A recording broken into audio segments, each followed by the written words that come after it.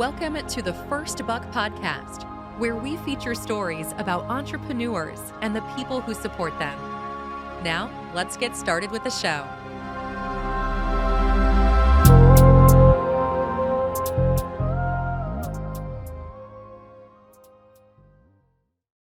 Hello, and welcome to the First Buck Podcast, brought to you by sky'sthelimit.org. We feature stories about entrepreneurs and the people who support them. Today, we're joined by Raena Sadler, Director of Product for Youth Wellbeing and Equity at Meta, formerly Facebook, where she leads teams to focus on making Meta's products more equitable and inclusive, and supporting teens to have a positive, safe, and age-appropriate experience online. Prior to this role, she was VP of Product and Managing Director at Sheryl Sandberg's Lean In Foundation. In her more than 6 years there, she helped develop initiatives that raise awareness on critical issues to advancing women at work and develop programs to help companies build equitable and inclusive workspaces. Raena holds a bachelor's degree from Stanford University and a master's degree from Harvard Divinity School in Religion, Ethics, and Politics. She is passionate about driving social change on issues impacting communities of color and lives in the Bay Area with her partner, 3 daughters, and 2 dogs. We are super excited to have Raena on the podcast today. Raena, we have a little tradition around here. So our first question is, how did you earn your first buck? Well, first, thanks for having me. I'm really excited to do this. Okay, so my first buck, I mean, if we're talking first like government buck, government taxed buck, that one I think came from working at the very illustrious Ann Taylor factory store, which was at Colorado Mills Mall, Nick, which you would be familiar with. And I actually worked in the stock room. So I wasn't like kind of good enough to be out on the floor. Like I opened the boxes, unwrapped and steamed the clothes and like folded them so that they would be ready to go out to the people who go on the floor. And I think I made like $8.50 an hour pre-tax in that. I did not know that story. All right, good to know. And your first under the table buck before that was how? You all start off there. I've got to think it's like babysitting. I babysat a lot through high school and made more than $8.50 an hour, and it was not taxed. So it's funny that babysitting is such a common one, and it's also, if you think about it, just like such an extraordinary responsibility. You know, your first job is to literally take care of other human beings in their lives, and I think it's kind of we don't think about it too much when we do it, but it's just amazing that that's sort of where it all begins. And I love hearing people's first buck stories, because we all really kind of start off as entrepreneurs, and then our careers take different paths and all kinds of things change. But we're super interested to learn a bit about your career, especially since it's been so remarkable. So tell us a little bit about, after going to university, what were sort of the pivotal moments that helped you evolve and grow into more and more responsibility?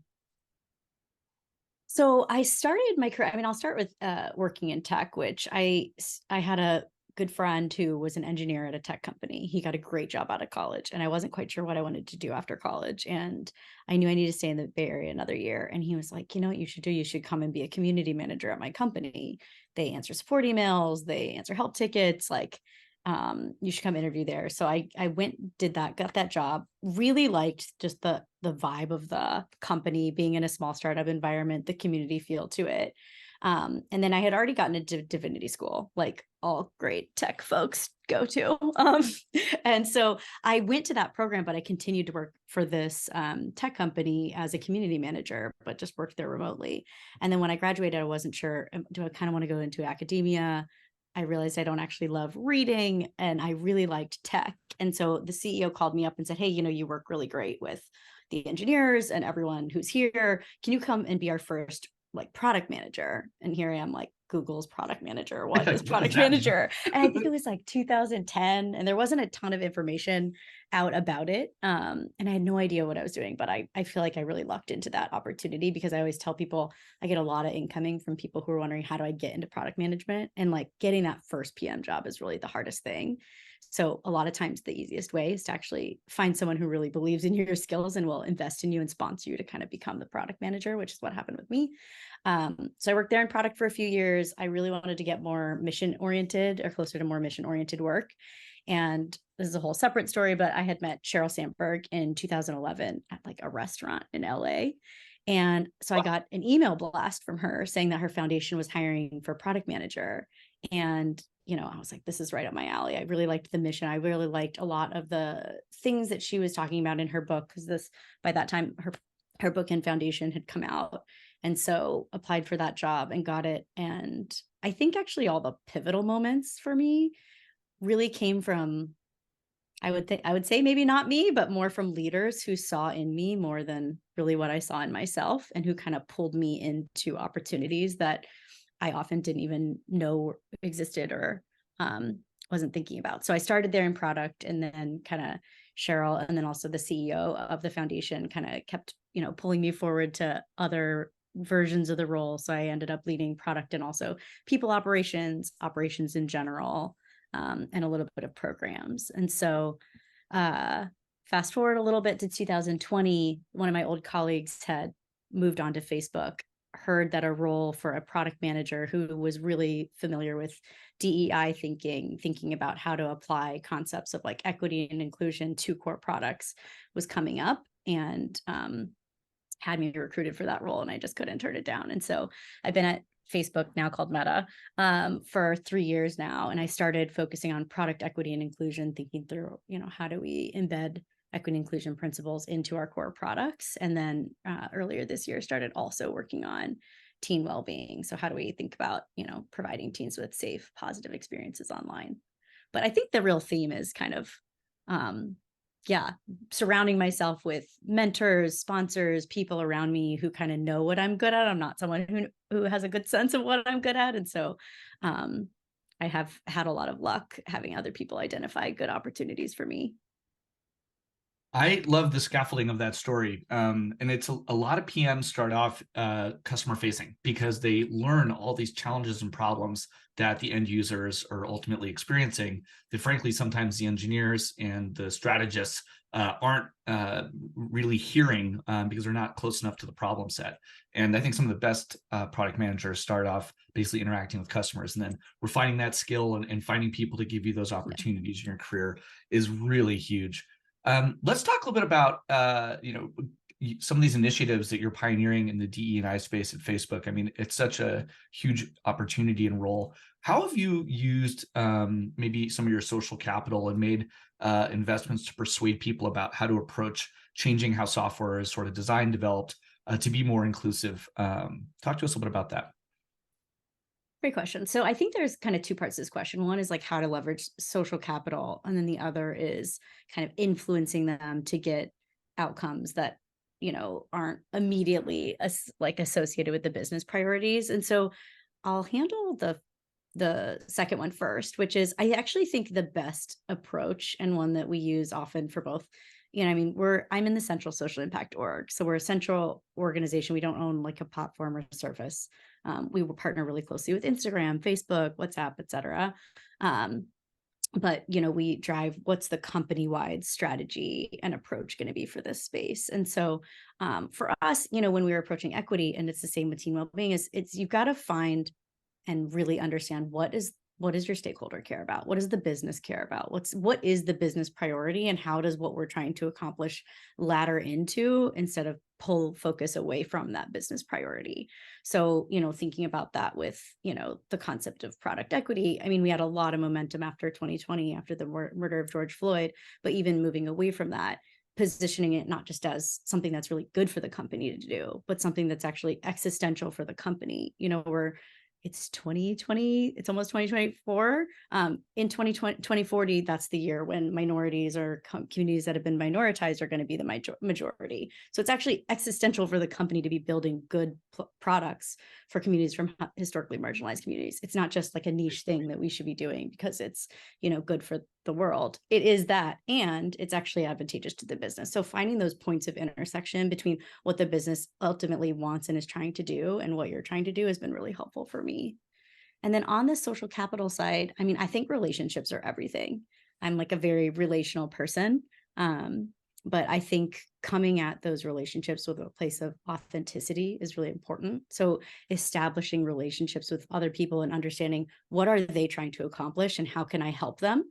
I try, really hard to just come at those with no agenda, like help figure out how can I be helpful to someone, whether I need something out of that or not. I think like that's just how you form good and healthy and authentic relationships. And so a lot of times, once you can build on those relationships, use them to have conversations with people, because a lot of times when you're helping them do something they want, they often are interested in you in return and wondering like, how can I help you accomplish what you're trying to do? And so I think that mix of like finding the business priorities and then building on relationships that you have, it kind of makes it easy to bring those narratives together and help other people see points of intersection from, your partner in business, your partner in partnerships, your person in policy, of like, kind of how do we weave these things together to all tell one story about how this is a strong path forward for the business.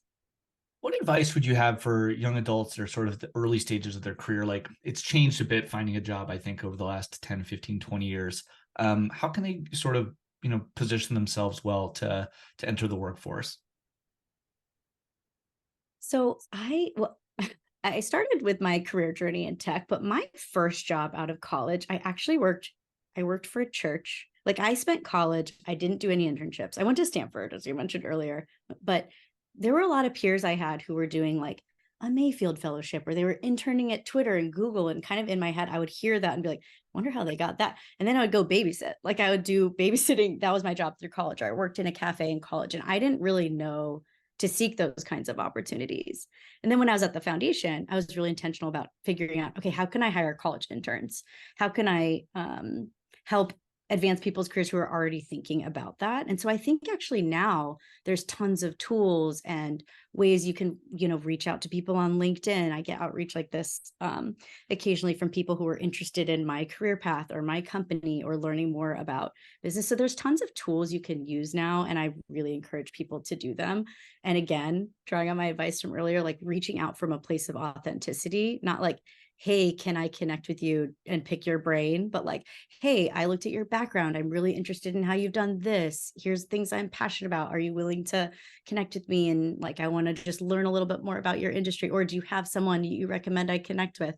Things like that. I think networking and finding authentic like intersections with other people so that you can learn more about what's out there, learn more about job openings. And then those people can also keep you in mind when they are hiring or their companies are hiring, or they can get you in touch with their recruiting teams as well. I think that point, to be authentic, is so critical. I've highlighted that, and I hope it will resonate to the listeners, because that's how you build trust. You find, conversations that are just elevated. Individuals speak fluently about where their weaknesses are, where they can seek improvement. And I think that's, if you want to find, great friendships in life, great mentors, great teachers, approaching them all with that base of authenticity is so critical. I agree. And just to draw on that a little bit, I actually, I mentioned I get outreach every now and then for people who want to connect, but it's the ones who embed their personal stories into it that really resonate with me. So don't be afraid, as you all are reaching out to people, to draw on your personal background. You don't have to think of some job or professional experience you've had that's related to that person. Sometimes it can be, hey, I saw that you're from Colorado and St. Louis, or, I saw that you're a mixed woman. I'm also a mixed woman. Like finding points of intersection, no matter what they are. Like, don't feel afraid to draw on your personal experiences, because a lot of times, like, people, they can remember back to when they were your age and thinking about things like you. And so, yeah, I think there's I think that people feel pressure to have some kind of other professional value they're adding to the conversation. And I don't think anyone expects that from somebody who's really early in their career. So let's dig a little bit deeper here. Who would you say was the most important mentor in your career, and what made them special and helpful to you? I don't know if I can point to any one mentor. And I mean, I think my thought here is that careers are pretty long and they go through a lot of different phases. There's been kind of pivotal moments where I got a key piece of advice that like reframed how I think about myself as a leader.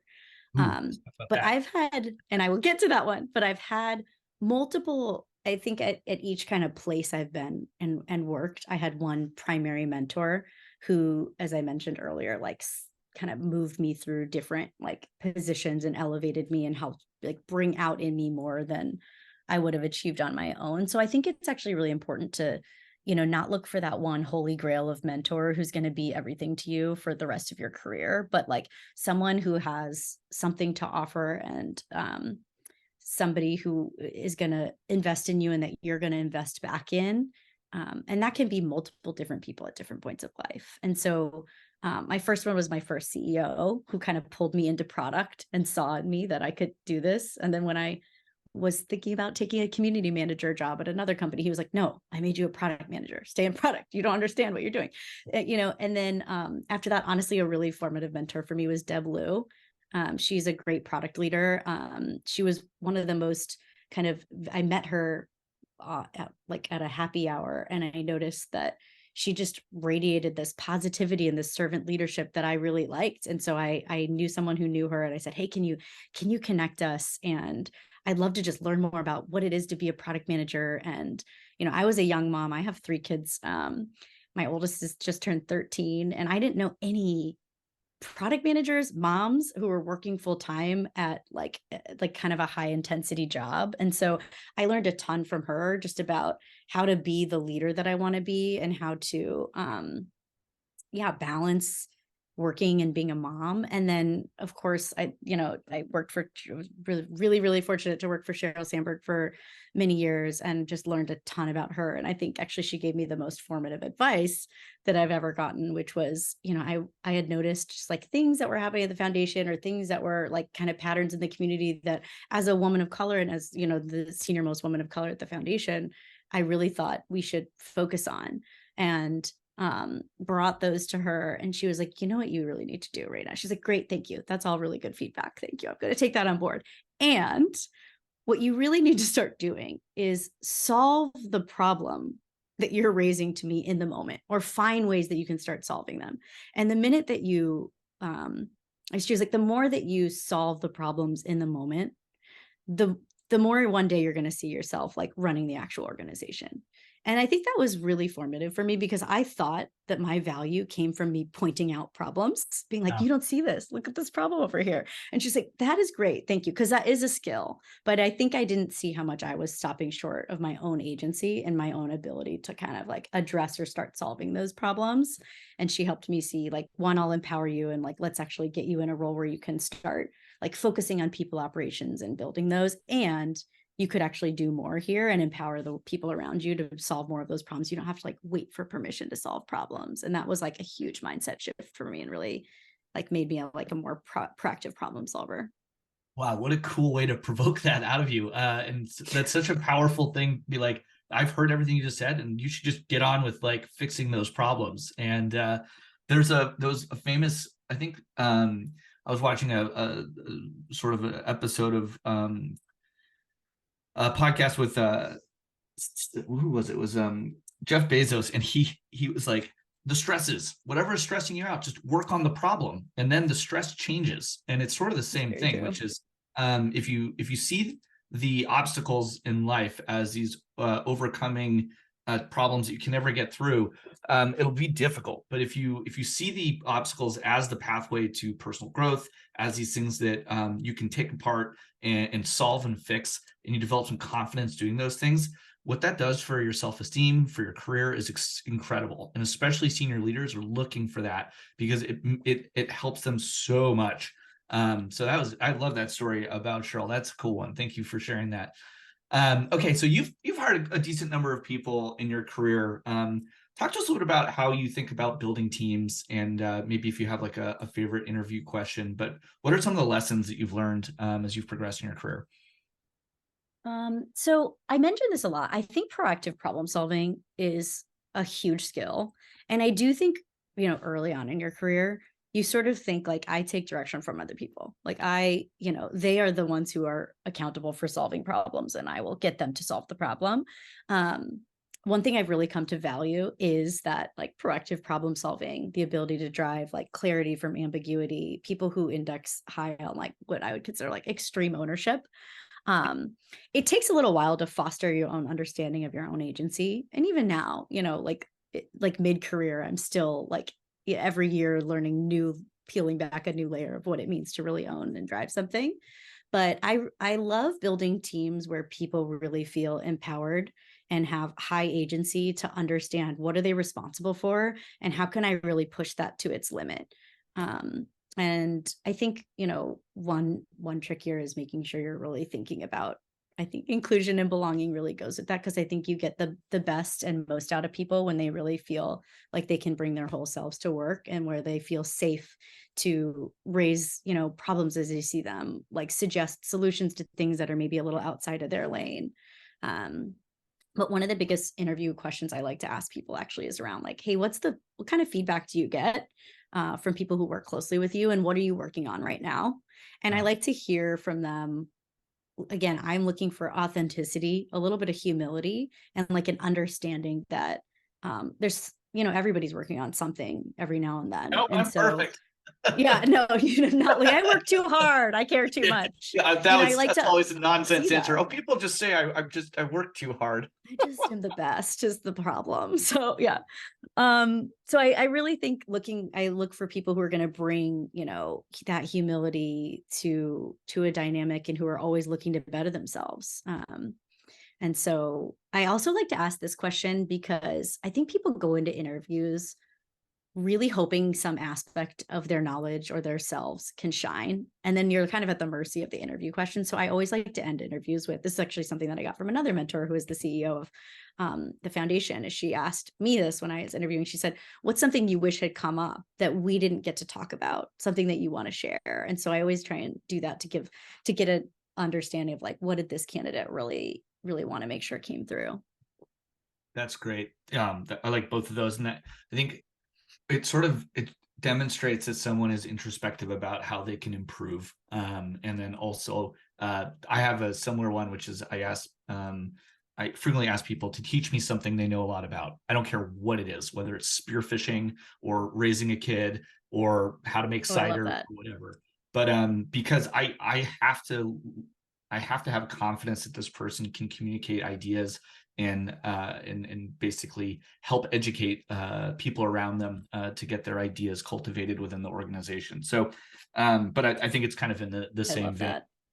All right, I'm going to ask one more question. And I think one of the interesting things we've learned at skieslimit.org is that a lot of our community members feel that they don't have enough role models to look up to, whether that's in beginning their careers or starting a company.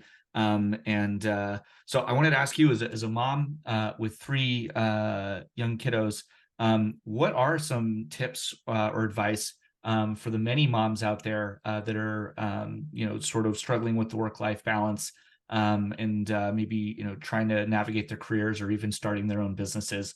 What are some things that you would share with them that you have been able to help in your career? Oh, that's a great question. I've never been asked that before. I got this advice. I was transparently like just really struggling as a working mom going into tech and working full time. Like I would, and it was at the time when, now Lean In and many other wonderful books and articles have been written about being like a full-time mom. But at the time, it wasn't really a part of like the main conversation. And I would go home and I had missed, most of my first daughter's day, and I was working at a startup, and I just felt so sad. I really love my kids and being around them. And it was hard for me to be working so much. And I had this moment where I was feeling like, maybe I'm not cut out for working full time. I don't know if I can do this. I'm very Midwestern at heart. And just love like simplicity and family life in that way. And I talked to a woman, her name is Selena Tobacco-Wallace. She's an amazing product leader as well. And I was asking her like, how do you do it? And she gave me this advice, which was, she said, I identify what are the things that really make me feel most like a true mom. She was like, for me, that's, that might be, it's really important for me to do drop-offs and pickups with my kids at school. And that might actually not be important to you at all. It might be like, I'm at the field trips. It might be, I do the tuck-ins, I'm doing this, but like figure out what are those things that are like truly additive to you and important to you, and be ruthless about carving out time for those things. And then also be ruthless about not prioritizing the things that aren't as meaningful to you and your kids. And that was really helpful and freeing for me because one, I'm someone who I got most like you probably too, tons of meetings. I live by my calendar. So I've got to go through my calendar each week and put first in what are the times okay, I just got an email yesterday.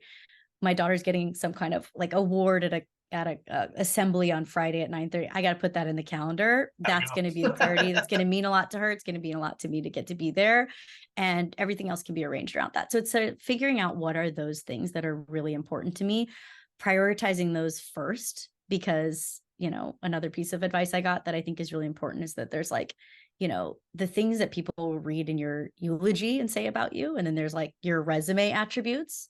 I love that.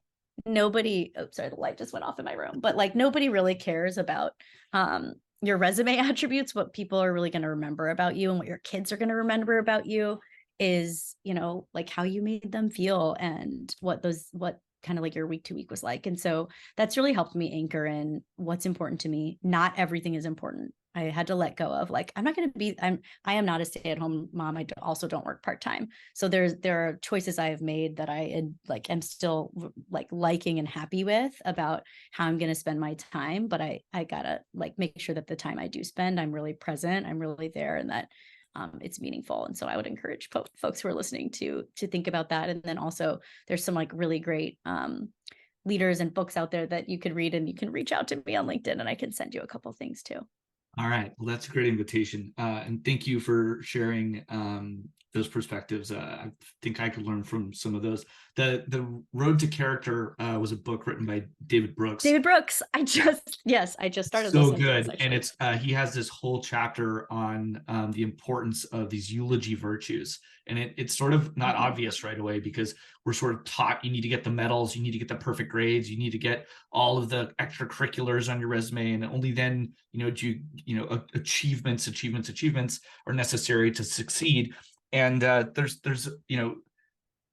that stuff will not matter at the very end. It is about the relationships, those authentic ones that you've invested in over the course of your career that in your life that really, really matter. And so I wrote down a few things I wanted to summarize for the listeners because some extraordinary pearls of wisdom in here. But if I take away anything, I think the reminder to approach our relationships and our careers with that authenticity is so important. To seek out role models and to find those mentors that can be pivotal agents in giving us feedback across our careers. Women like Cheryl and Deb and Selena and others for you. It sounds like you've had a real bench of support, which is amazing. And then finally, I think having that confidence to not just identify problems, but you should practice doing that too, but actually then working on solving that problem in the moment once you've discovered it. And you can move on from solving little problems to bigger problems. And at the end of the day, you'll have solved a collection of problems. And then you keep doing that and you'll get better and better at it. So I want to thank Raena for coming on the podcast today with a lot of great advice. And thank you for being authentic with us. At skieslimit.org, we connect underrepresented entrepreneurs with volunteer business professionals for free one-on-one mentoring. We also provide business guides to all our members, plus monthly funding opportunities via our grant-making system. So please sign up for free today. And if you like what you heard, you can subscribe and share this podcast. Thank you very much. Thank you.